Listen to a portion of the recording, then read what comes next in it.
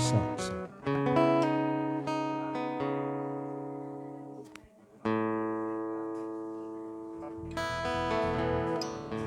Songs. Good afternoon, church. May I ask everyone put stand as we start our worship.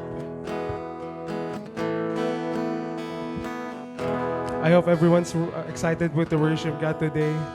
Everyone's excited po ba? Amen.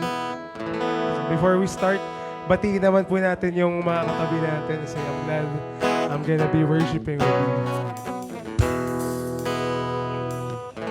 Amen, amen.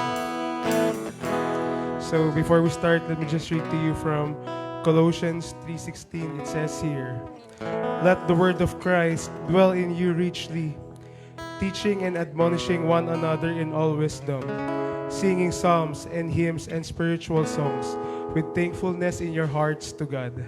Let's just pray. Just pray. Father, we thank you for today. Thank you, Lord, for we have the privilege to worship you today. Thank you, Lord, for we have the freedom to worship. I just pray, Lord, for the Holy Spirit to be upon us today. I pray, Lord, that your name may be glorified in this place. And we just enjoy this time to hear your word and worship together. So pray in Jesus' name. Amen. Come on, let's worship.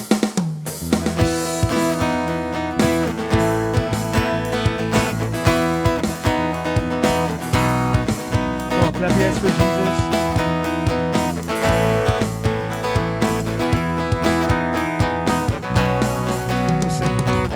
If we call to him, he will answer us. If we run to him, he will run to us. If we lift our hands, he will lift us up. Come now, praise his name, all you saints of God. Come on, church. Oh, sing for joy to God, our strength. Oh, sing for joy to God, our strength, our strength. Draw near to him, he's here with us. Give him your love, he's in love with us. He will heal our hearts, he will cleanse our hands, If we rend our hearts, He will heal our land. Once again, sing, draw near. Draw near to Him, He is here with us. Give Him your love, He's in love with us. He will heal our hearts, He will cleanse our hands. If we rend our hearts, He will heal our land. Oh, sing for joy. Oh, sing for joy to God our strength. Oh, sing for joy to God our strength. Oh, sing for joy. Come on, church, to sing. God our strength. Oh, Sing for joy to God our strength. Oh, sing for joy to God our strength. Oh, sing for joy to God our strength, our strength. Thank you, Lord. We're our strength, our refuge. We worship, we thank you. Let's just keep on worshiping.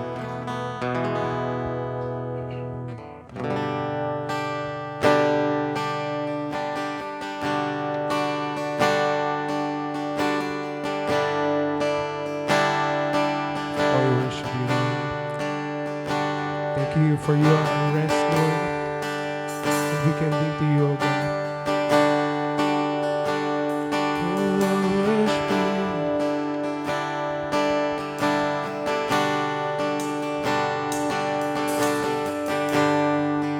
No longer ashamed, no longer afraid.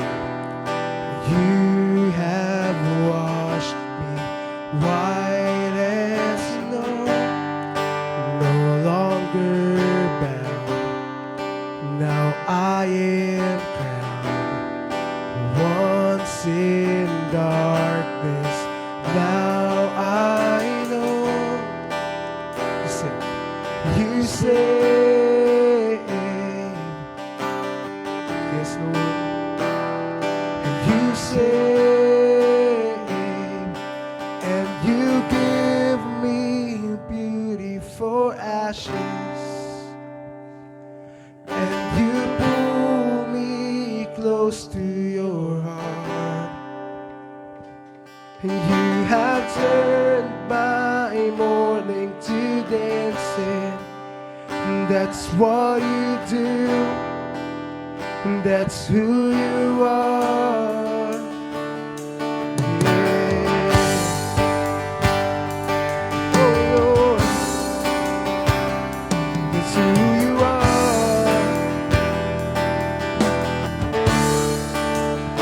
Sing brand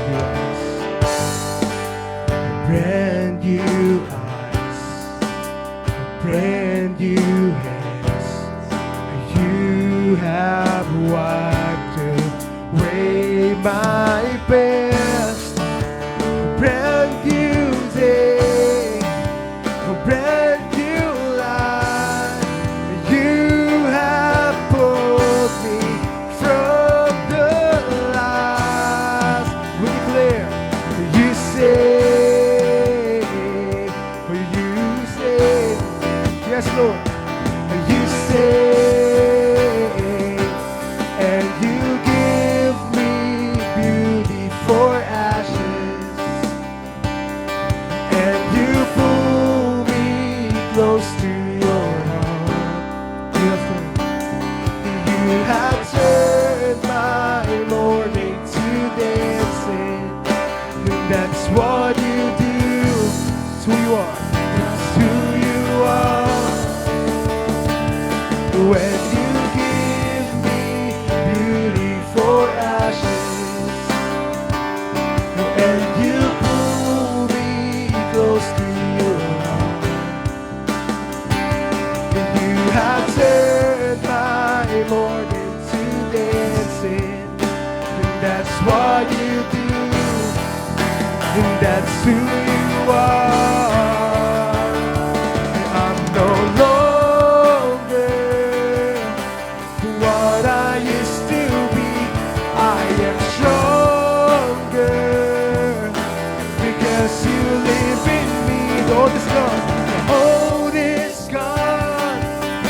that you has come and I'm alive. Sing, I'm no longer, we declare church, I'm no longer what I used to be. I am stronger because you live in me. The old is gone, the new has come. I'm alive.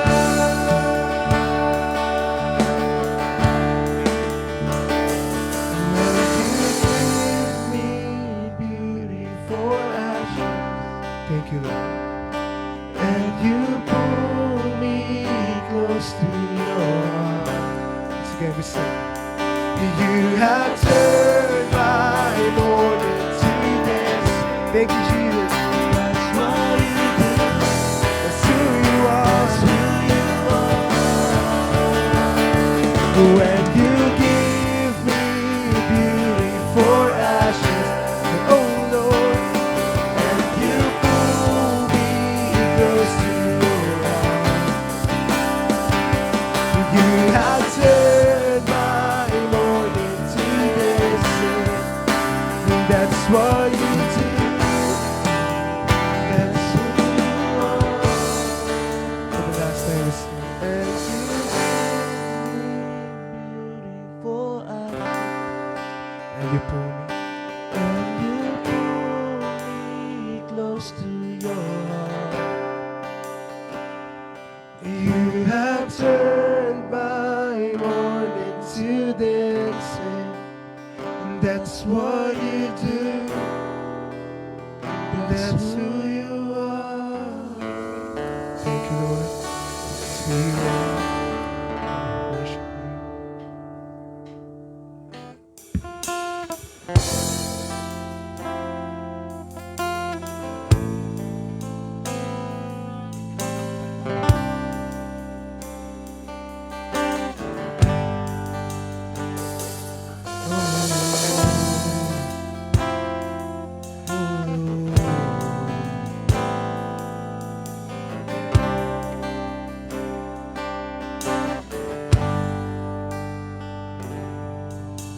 Hide me now under your wings. Cover me within your mighty hands. When the oceans rise and thunders roar, I will soar with you above the storm. Father, you are king over the flood. And I will be still, though you are God.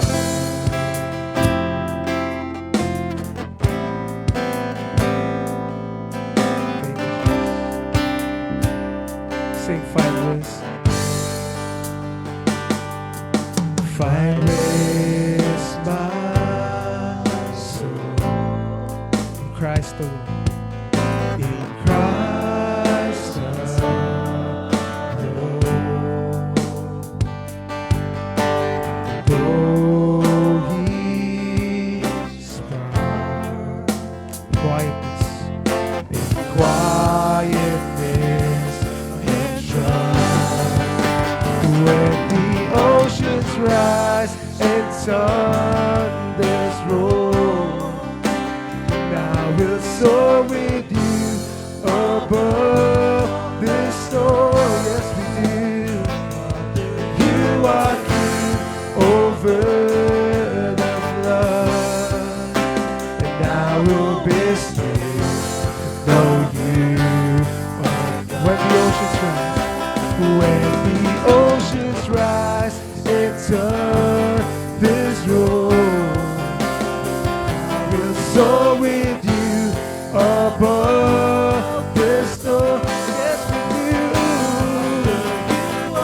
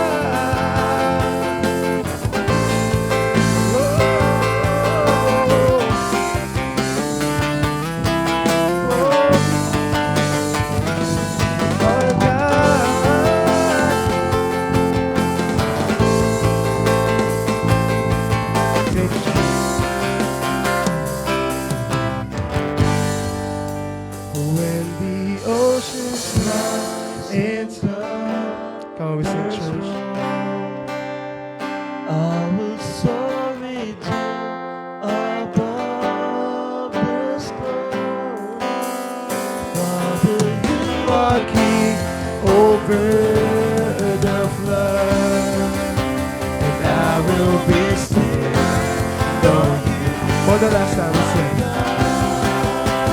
When the oceans rise and turn this road, and I will soar with you above the storm.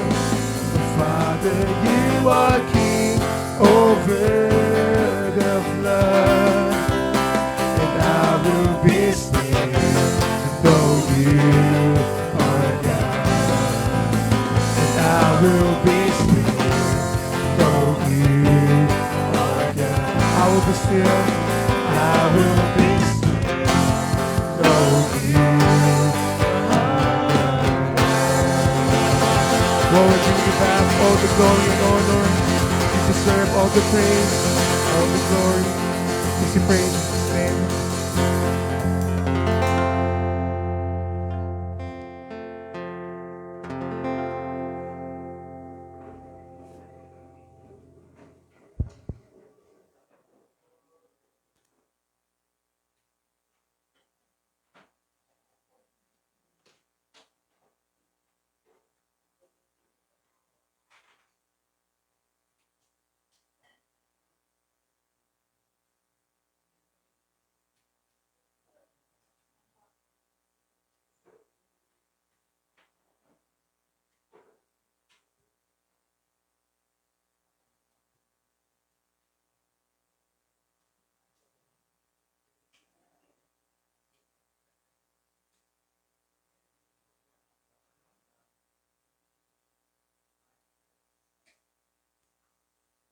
Test mic test. Good afternoon. Kumusta ang bawat isa? Kumusta si Kelvin? Hello. Okay. Let's set up our equipments.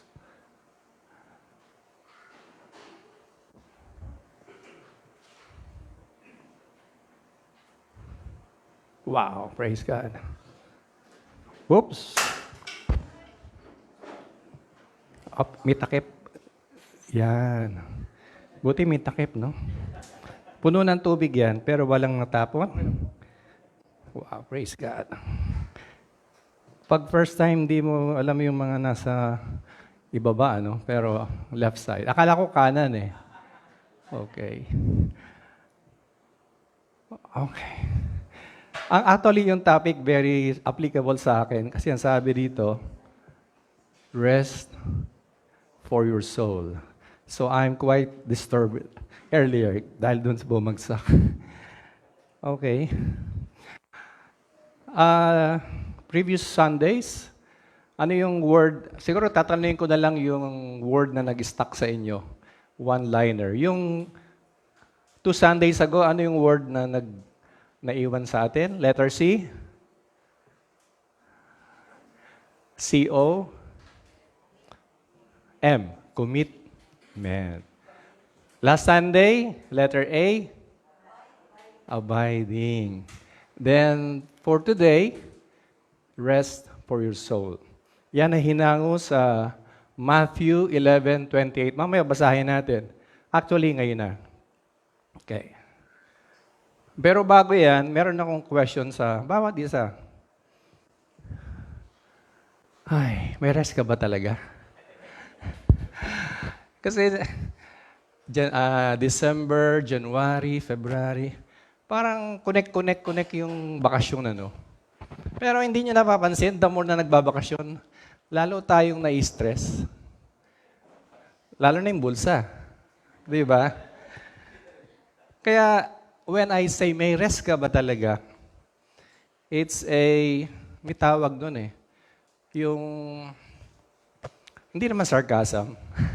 Pero it's a philosophical question. May rest ka ba talaga, brother or sister? Kasi parang tingin ko, kulang ka sa tulog, kulang ka sa relax. But I mean spiritually. Okay. Kasi makukonklud mo, I tried everything. Pero parang kailangan ko pa. I want more from the Lord. Sabi dito basahin natin yung Matthew 11. Come to me, all who labor and heavy laden, and I will give you rest. Take my yoke upon you and learn from me, for I am gentle and lowly in heart, and you will find rest for your souls. For my yoke is easy, and my burden is light. Don't you think this is very timely at this time? After yung sinabi ko kanina. Hindi ko naman siguro sinasadya. It's part of a series. The series is called Kingdom Discipleship. O Kingdom Disciple. So we are disciple of a kingdom. What it really means is we are God's representative on earth. So yung kingdom ni Lord ay nasa heaven. Yes, you are citizen of heaven. No debate. Pero the question is, are you a representative of heaven? Down here in history. Yun yung series natin. Okay. Actually, yung kingdom discipleship or discipleship has four spheres. You as an individual, family, palagay nyo ang susunod, church. And we, when the church is really obedient and yielding, then the broader society will be affected. So it talks about barangay, town, province, and the whole Philippines. So but it should start with individual. Tama ba? Hindi pwedeng mag-skip into family. Dapat single unit muna tayo. So today, we will begin what is closest to you, which is yourself. It begins with you. Sabi niya, paano yun? Single lang ako. Wala pa naman akong family. Well, be a kingdom disciple kahit mag-isa ka. Then, if you're okay, you will impact the family. Okay. In 1986, in New Jersey, New York, nagkaroon ng strike yung mga basurero.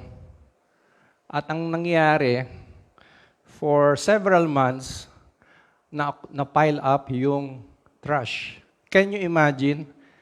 Months and months na walang naghahakot ng basura. So we're talking of New York.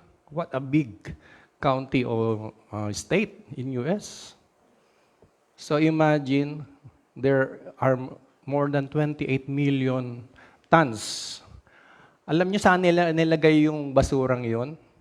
Sa isang barge o barko. Ang tawag noon ay Mobro 4,000 ship. Yun yung pinakargahan. At alam niyo ang problema, nung umalis siya niyang port ng New York, pumunta sa iba't ibang port.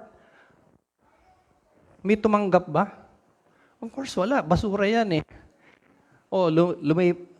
US yan. Pumunta pa sa ibang neighboring continent. May willing silang magbayad.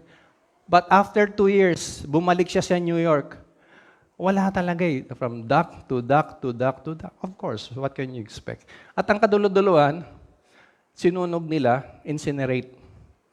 At dahil doon, it became a history. Yun lang kauna-unahan na pinakamatagal na boat na hindi makadaong. Alam nyo ba na ang bawat Kristiyano, we started with that kind of life. Punong-puno tayo ng basura. Wala tayong pier na madaungan. Naranasan nyo yan? I'm sure na naranasan nyo. Diba? Punta ka sa simbahang ito, pumunta ka sa kaibigan mo, pumunta ka sa isang organization, sa school, sa barkada, sa droga. Dinaanan mo lahat, walang makapag-accommodate ng basura natin. Basura na kamukha nung addiction, impurity, anxiety, name it. Di ba? Anxiousness, tension. Ano yung mas malalim sa tension? Ano yun? Ano yung medyo depression? Di ba, no? At kapag wala nang pagdaungan, marami tayong nakikita, bumibigay na. Di ba? Bigla ka na lang binabati, tinatapik, at bigla kang magugulat. At thank God that one day, the Lord Jesus opened a pier for you. Di ba? At ikaw ay pinatuloy sa pier na yon, sa dock na yon. At ikaw ay nakapag-unload ng maraming basura. At sabi niya, this is our topic for today, if you would just live according to my rule, you will continuously unload your trusses to me. Ang ganda nung kanta natin kanina, no? Well selected yung song ni Stephen. Ba't kaya? Paano niya nakanalaman yung mga kantang yun, no? Iyo. Praise God. I really love the selection of the song. Okay. So, before we discuss the main text, yung Matthew 11, let's go to another verse, no? Na kino-compare yung children at saka yung wise. Kasi, sabi sa verse na to, siguro basahin din natin. Matthew 11:25-27. At that time, Jesus declared, I thank you, Father, Lord of heaven and earth, that you have hidden these things from the wise and understanding and revealed them into two little children. Verse 26, kayo naman, yes, Father, for such was your gracious will, and all things have been handed over to me by my Father, and no one knows the Son except the Father. No one knows the Father except the Son, and anyone to whom. So, dati, ang alam natin, dapat wise tayo para malaman natin ang iniisip ng Panginoon. We have to study a lot of the Bible, other books, go to seminary, Bible school, ano pa ba, Bible, yung mga small group, attend sa CCF, BCF, GCF. Akala natin yun ang sikreto eh. Sabi ni Lord, unless you become a child, I cannot unload to you what I know. Di ba yun ang sabi ng talata? Nakita ba natin na dapat yung sinabi ko? Hindi naman, di ba? So that's why children, what is there in a child na gusto ni God? Yung posture ng child. So dependent with his parent.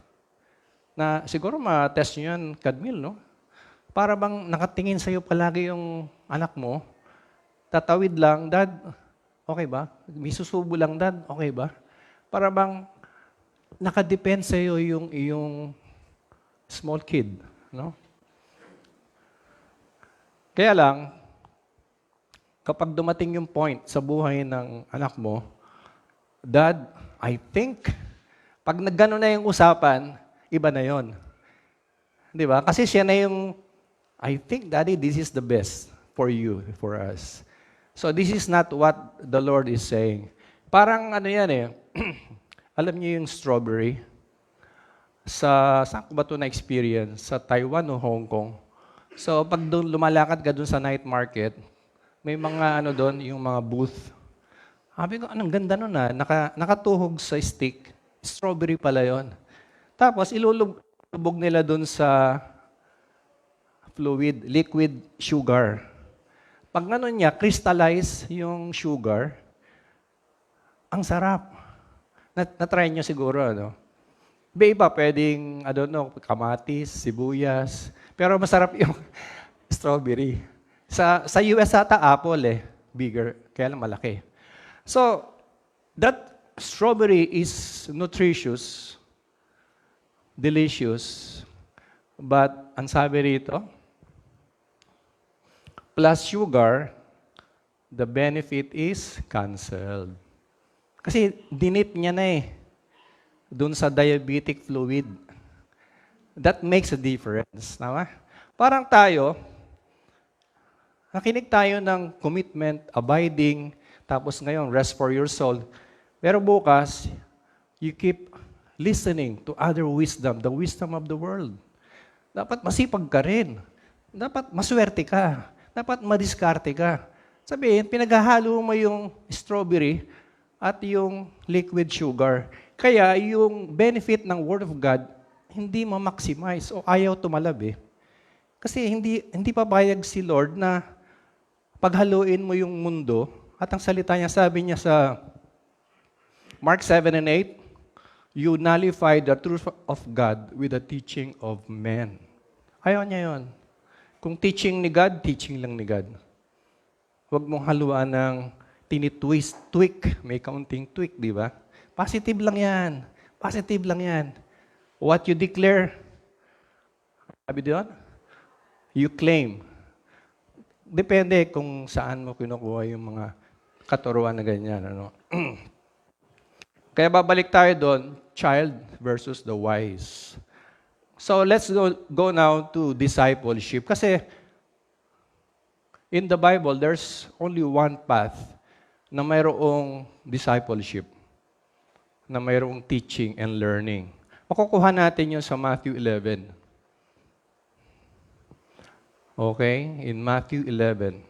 Sabi dito sa Matthew 11, siguro basahin natin yung Matthew 11. Ano? Okay.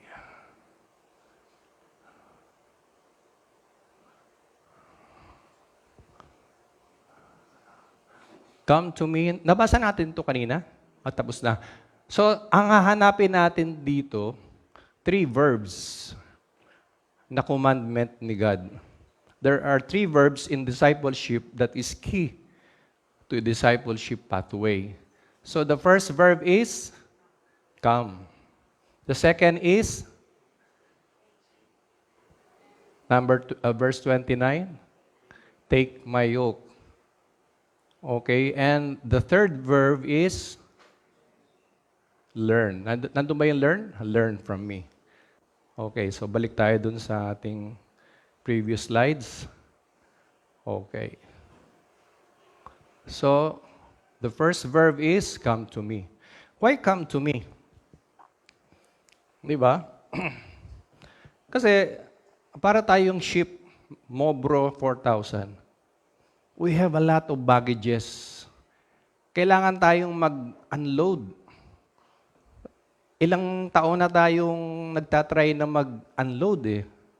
Pero we have to come to the right port, which is the Lord Jesus. Only Him can take up our trashes.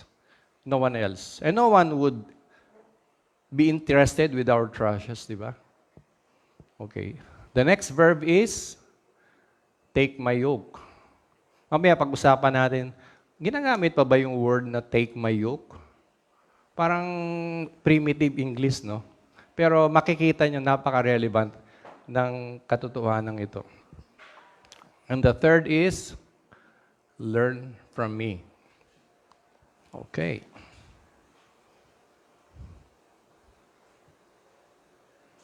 Yan, nabasa na natin yan. Doon natin kinuha yung 3 verbs, no? Actually, yan ang pinaka-basis ng discipleship. So, let's go to the first verb, which is, come to me. Yan. Jesus says, come to me, all who are weary and heavy laden. So, why not He comes to you, He goes to you. So, ang command niya is, come to me. Naalala niyo yung basurero? 3 Sundays ago na naging example ko yung basura sa Cainta Vista Verde yata. 3 weeks sila na hindi binisita ng basura. May ganun kayong incident siguro, no? Once in a while. So, pag ganun na ang problema natin, pag nadinig natin yung busina ng truck, mahalaga pa ba kung siyang lalapit o tayo lalapit? It doesn't really matter. Ang mahalaga, lumapit tayo sa Kanya. Kaya nga siya nagbubusina eh. Come to me. Come. Bakit? Kasi dala-dala natin yung trash natin. Wala namang basurerong lumapit. Sir, meron kayong basura dyan. Akin na. May ganun ba? Pagpasko lang ata, no? Pero maliban doon, usually, bubusina lang siya sa isang lugar and all the neighborhood will go there. Come to me, sabi ng Panginoon, come. Kasi pag hindi ka lumapit sa Kanya, hindi mo pa siya kailangan eh. Na-experience nyo? If God keep on pursuing you, you keep on running away from the Lord. But when the road meet the wall, nasa bangin ka na, then you will turn your back to Him and said, Lord, can I come? I need you. Diba? Pag lahat ay na-tried mo na at hindi na tumalab, no?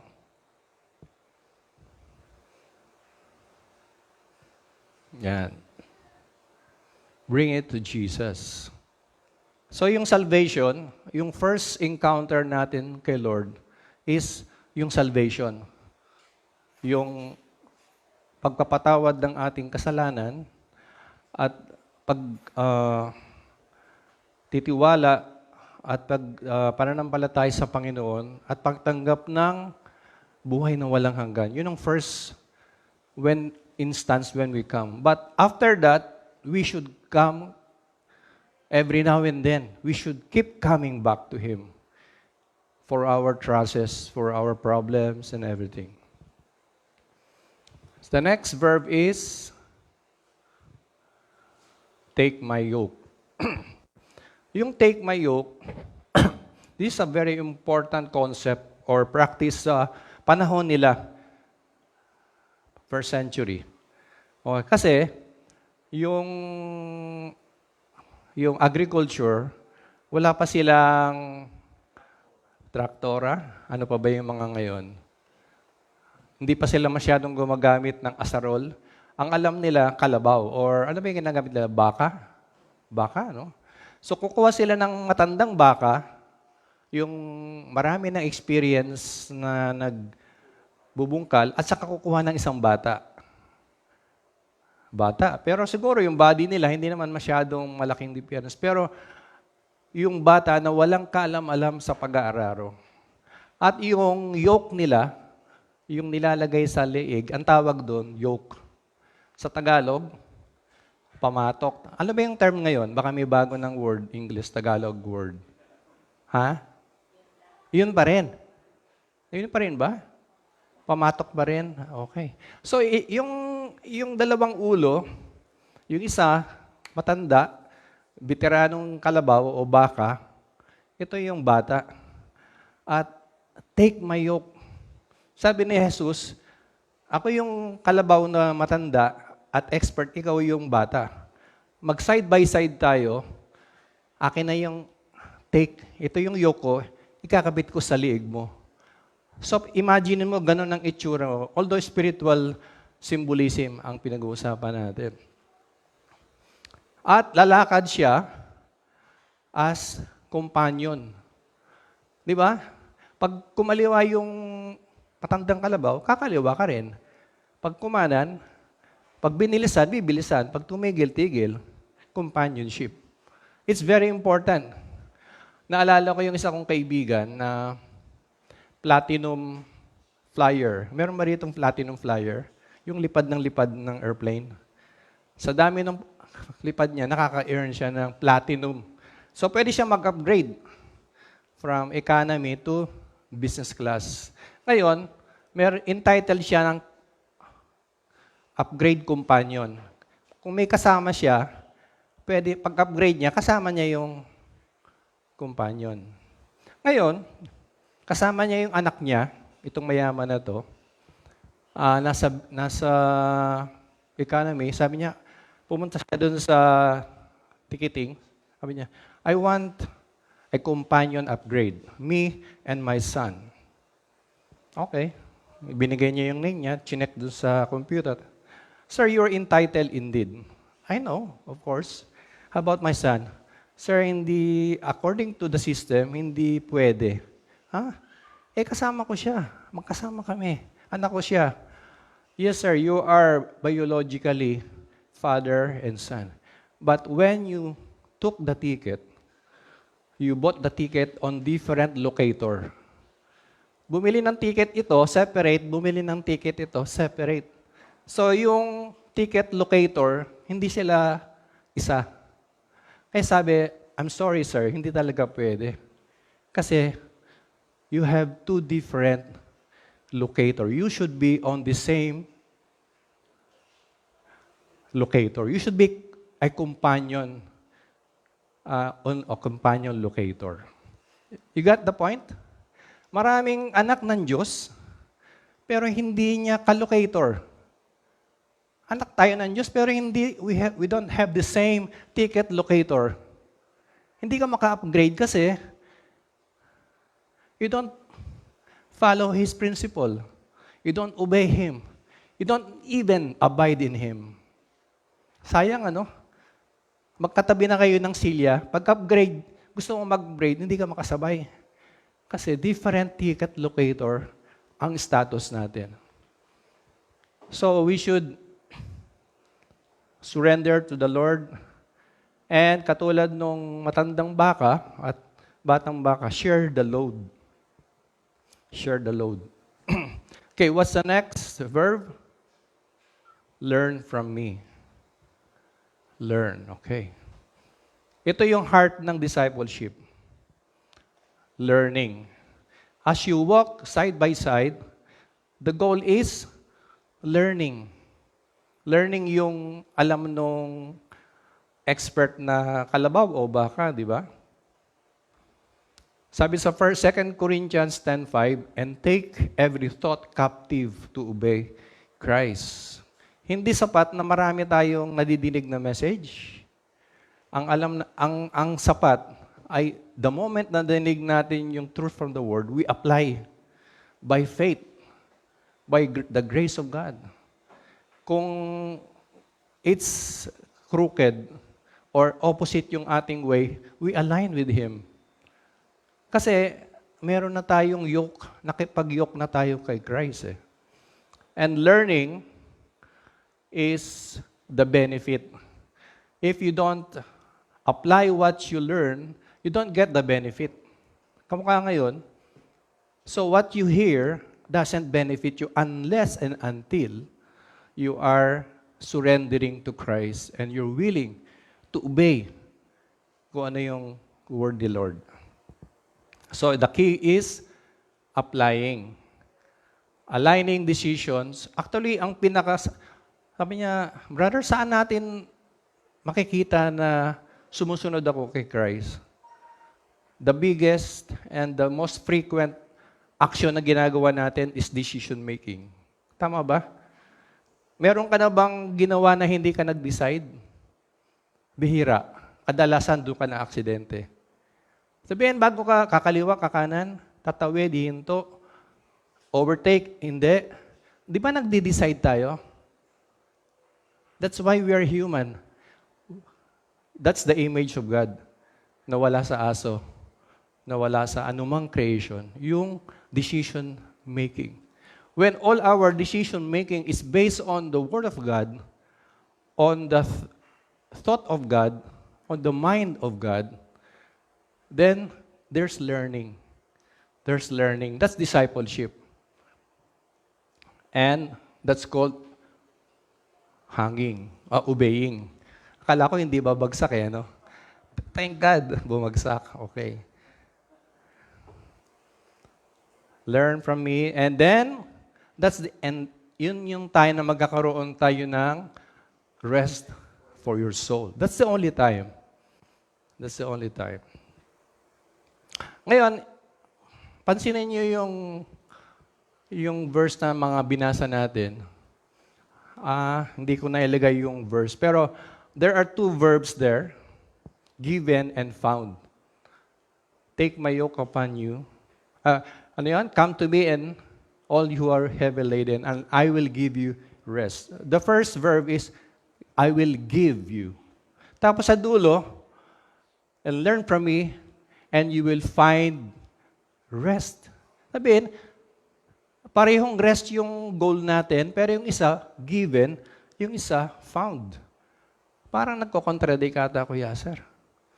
First, yung given is the salvation, the Word of God, the teaching of God, the fellowship of the church, yung ating prayer time, yun yung given.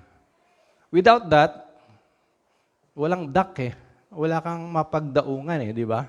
Pero ngayon, there are outlets and there is hope na hindi ka magsusolo sa buhay mo. Pero yung sinasabi nating found, okay, naalala ko yung, several times may car. Okay, sino dito yung nagdadrive ng kotse o sarili niyang kotse? Of course, marami. Okay, kaya nga hirap na tayo eh. Sa labas, di ba? Nowhere to park. Anyway, pag drive mo ng kotse, may mga times na, kamukha yung pag left turn ko, right turn, kita ko yung narito sa kanan, sa big screen. Kita ko yung dito, blind spot ko. Kita ko, wow, may ganito pala yung coaching to. Ang problema, pagbalik ko, ayaw bumalik. Puro side yung nakikita ko. Hindi ko na makita ngayon yung Waze, yung Google Map. Sabi ko, may problema to ah. Nung kinomplain ko doon sa pinagbilan ng kotse, Sir, pipindutin niyo po yung gilid nung dito, babalik yung Waze. Ganun ba? Nasa manual yun, sir. Oh, so parang ang dami kong hindi alam. Tagal ko nang dinadrive to. At palagay ko, marami pa akong hindi alam. Palagay nyo ba yung cellphone nyo, nagamit nyo na yung lahat ng feature ng cellphone nyo? Kasi nung minsan, meron akong kaibigan, nagbukas yung flashlight. Naku, nagpapanik na siya. Paano patayin yung flashlight? Sabihin mo, Siri, put off the light. Sinunod niya, namatay yung light. Oh, gano'n lang pala. Alam niyo ba yon? Sabihin, we have the gadget, we have the car, we have the Word of God, we have Jesus Himself, but we have never learned Him to the fullest. Lahat ng kailangan natin upang mag-succeed sa buhay, upang magkaroon ng victory, upang magkaroon ng rest for our soul, nasa atin na. You believe that? You have the Holy Spirit. Pero, walang victory. Para tayong at a loss many times. Walang kapahingahan. Kasi, hindi natin alam, hindi natin binabasa yung parang kotse. May nagbasa na ba ng manual na perfect nyo na bang basahin yung manual ng kotse? Ako, nakabili na kami ng several, parang, babasahin ko lang yung talagang desperado na ako. Bakit ayaw tumigil yung sound na to? Pero pag may free time, I don't read the handbook. Pero yung handbook ng buhay, hindi pwedeng hindi natin babasahin. Kasi every now and then, we make decision. Di ba? We are being attacked by the enemy. We are even attacked by our own soul. And yet, we have no idea na nandun lang sa manual yung sikreto. Okay. So, given and found. So, now it's clear, di ba? When you learn from me, you will find rest for your soul. Okay. The other word is easy. For my yoke is easy. You know why? Why this word is very important? Hindi in-skip ni Lord. Kasi ang katotohanan ng Bible is general. Tama ba? Yung mababasa nyo, just the same. But pare-pareho ba tayo ng application?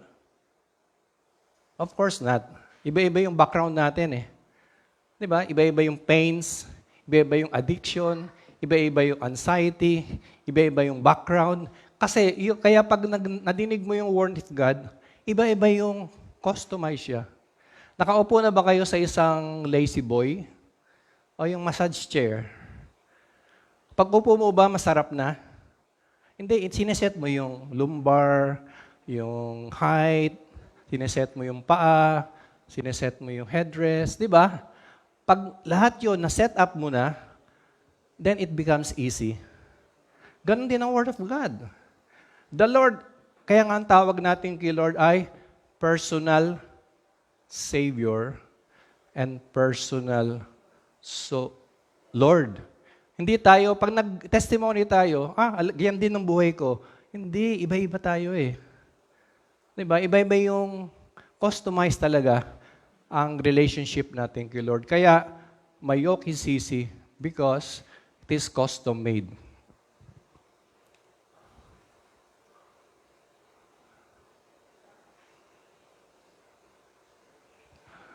Okay. We're almost done. Actually, to be very clear with what I'm trying to say, one time, long time ago, nung bago pa lang yung mga maleta, kasi yung maleta natin, nag-evolve yan eh.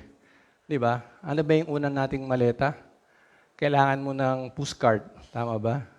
Pero nowadays, bihira na lang na nagpo-postcard. Kasi one time, naalala ko nun, may dala akong maleta, mabigat. Hirap na hirap ako. Sabi ng porter, "Sir, minapansin po ako sa inyo. Wala po bang gulong yan?" May gulong ba to?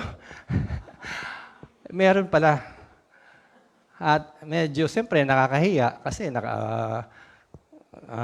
business attire. Tapos, papakahirap ka dun. Talagang mabigat, 20 kilo ba naman eh, no? So, nangyari, nilapag mo yan, pinindot mo yung handle, tumaas, ayun na, ang gaan. Nagbago ba yung 20 kilo sa maleta? Binawasan ba? Hindi. Dumali ba yung galaw ko? What made the difference? It's the will. Learning that there is a will. That Jesus is with you. Yung buhay natin, just the same. Di ba? May bayarin, may anak na matigas ang ulo, may kapitbahay na walang alam, kundi, di ba, ganon. At marami pa. Pagbukas mo ng YouTube, puro ganon ang lumalabas. Walang naman nagbago eh. Pero when Jesus provided you Himself, sabi niya, "Come, Lord." Parang yung basketball. Nagtataka ako, bakit ba pinag-aagawan yung bola na yan? Di ba? Pag hawak mo yung bola, delikado ka. Ikaw ang target.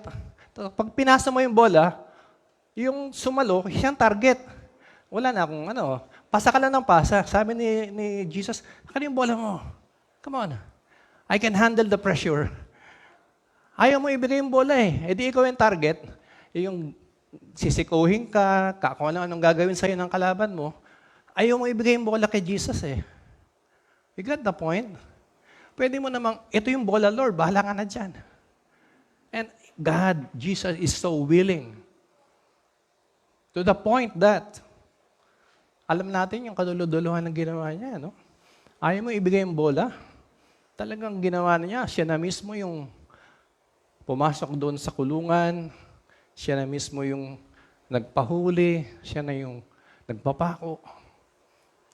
Now, sabi niya, "Child, come. Believe me, I can handle your pressure," di ba?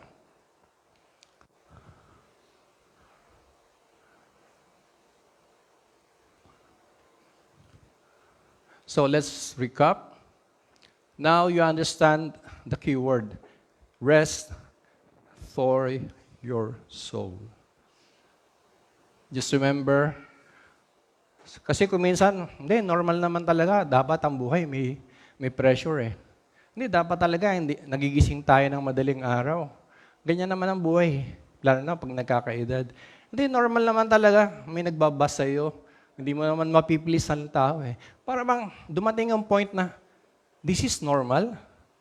Sabi ni Jesus, hindi normal yan.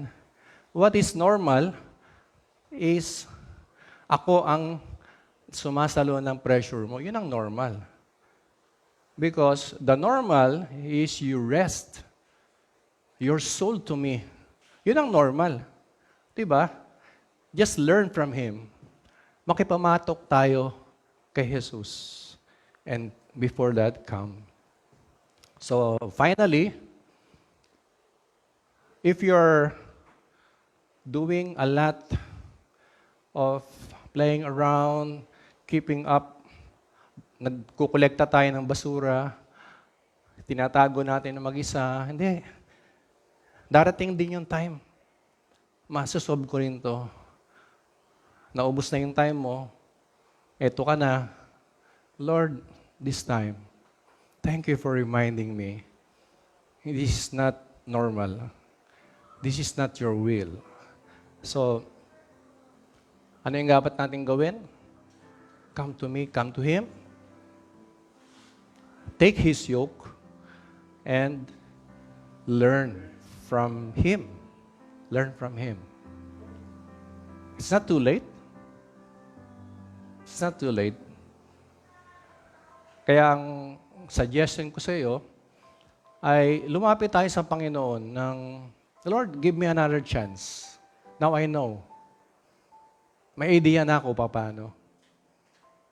I've tried all possibility. It did not work. This time, by faith, I believe in you. You can handle the pressure. Okay lang ba na let's recite a prayer i-flash ko. Tapos if you want to pray this personal prayer, then let's repeat that prayer. Panginoong Yesus, lumalapit po ako sa inyo. Binibigay ko po sa inyo ang aking mga pasanin. Tinatanggap ko ang inyong pamatok. Turuan niyo ako ng inyong mga daan. Ibigay niyo sa akin ang kapahingahan hanggang sa kaibuturan ng aking kaluluwa. Marami pong salamat, Panginoon. Amen. If this is your prayer, let's recite it all together, silently, but you mean it sincerely to the Lord. Not to me, not to your neighbor, but to God. Okay? Okay ba sa inyo yan? Prayer. So, let's begin. Panginoong Jesus, lumalapit po ako sa inyo. Binibigay ko po sa inyo ang aking mga pasanin. Tinatanggap ko po ang inyong pamatok. Turuan niyo po ako ng inyong mga daan. Ibigay niyo po sa akin ang kapahingahan hanggang sa kaibuturan ng aking kaluluwa. At marami pong salamat, Panginoon. Amen. Lord God, Lord Jesus, thank you that you really care for me, for each and every one. You just put and entrust to you everything. Ang kahapon, nakaraan, let's start all over again this time. I will come to you, Lord, for your yoke is easy, and I will learn from you by faith in Jesus' name. Amen. Amen.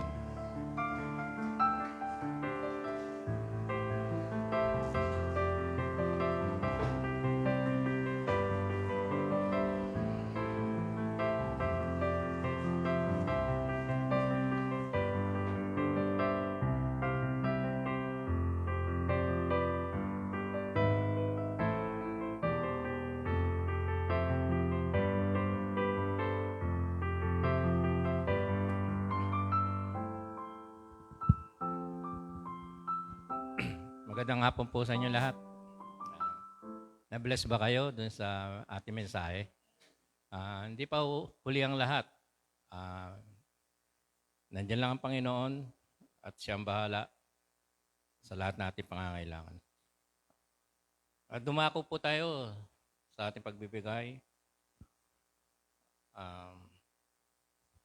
Sa Deuteronomio 8:18, ang sinasabi ay, kung alalahanin mo ang Panginoon mong Diyos, sapagkat siya ang nagbigay sa iyo ng kapangyarihan makamit ang kayamanan upang kanya mapagtibayan ang kanyang tipan na kanyang isinumpa sa iyong mga magulang gaya sa araw na ito.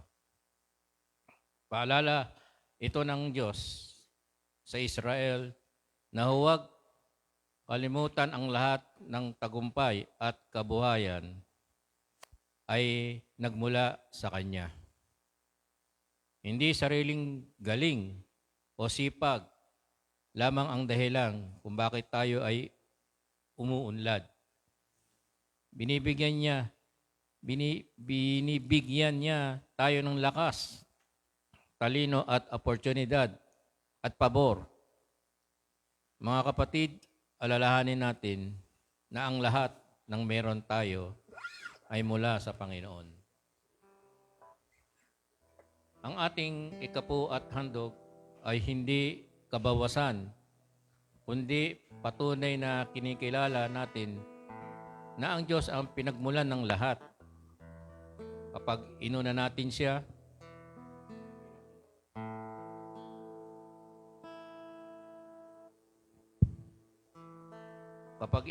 siya, ipinapakita nating nagtitiwala tayo na siya pa rin ang magpupuno ng ating pangangailangan. Habang tayo ay nagbibigay, gawin natin ito ng may kagalakan at pananampalataya sapagkat ang Diyos ay tapat sa kanyang mga pangako. Tayo po'y manalangin. Aming Ama sa langit, nagpapasalamat kami sa iyong paalala na ikaw ay nagbigay sa amin ng kapangyarihan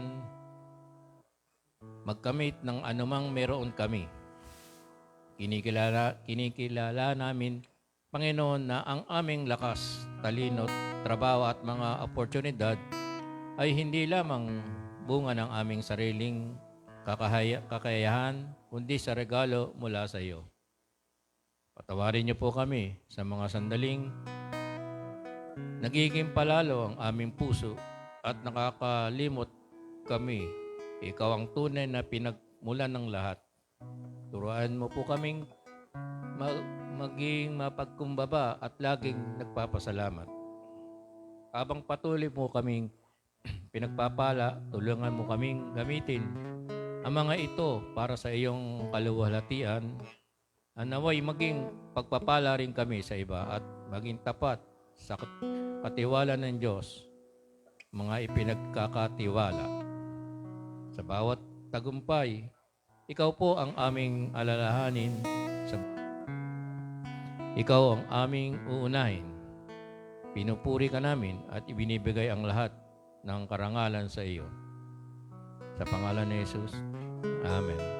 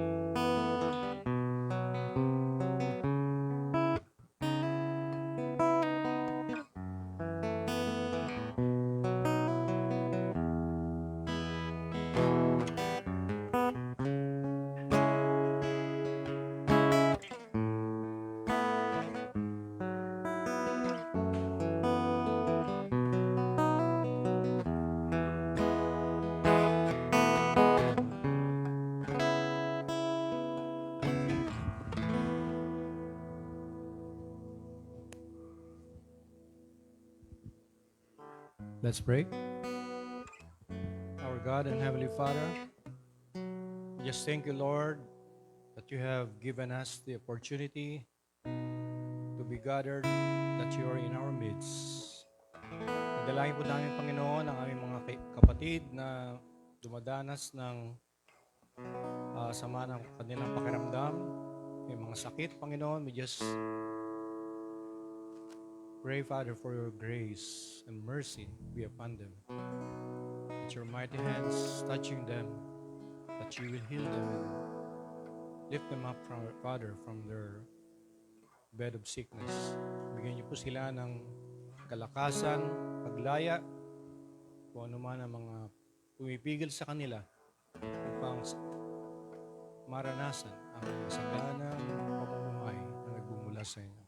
Just pray for our brothers, sisters, even sa abroad, Panginoon, sa malalayong lugar. Just pray that you reach them all as you bless your church here. Tanggapin natin ang pagpapala ng Panginoon, kanyang pag-iingat, pagliwanagin niya, kanyang mukha sa inyo, at pagkalooban ng biyaya. Lingapin kayo ng Diyos at naway mapuspos ng kapayapaan, pagalakan at pag-asang umaapaw sa ngalan ng Ama, ng Anak, ng Espiritu Santo. Amen.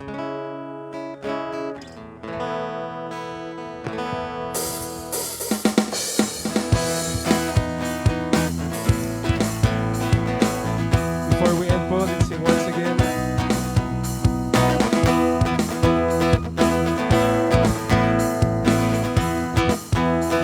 Come on, we sing again.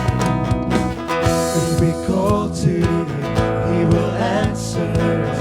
If we run to Him, He will run to us. If we lift our hands, He will lift us. Come and praise His name, all you saints of God. Come on, we sing. Oh, sing for joy to God, our strength. Oh, sing for joy to God, our strength, our strength. Draw near. Draw near to Him, He's here with us. Give Him your love, He's in love with us. He will heal our hearts, He will cleanse our hands. If we rend our hearts, He will heal our land. Draw near. Draw near to Him, He's here with us. Give Him your love, He's in love with us. He will heal our hearts, He will cleanse our hands. If we rend our hearts, He will heal our land. Sing for joy. Oh, sing for joy to God, our strength. Oh, sing for joy to God, our strength. We declare, oh, sing for joy to God, our strength. Oh, sing for joy to God. For the last time, let's sing. Oh, sing for joy to God, our strength. Oh,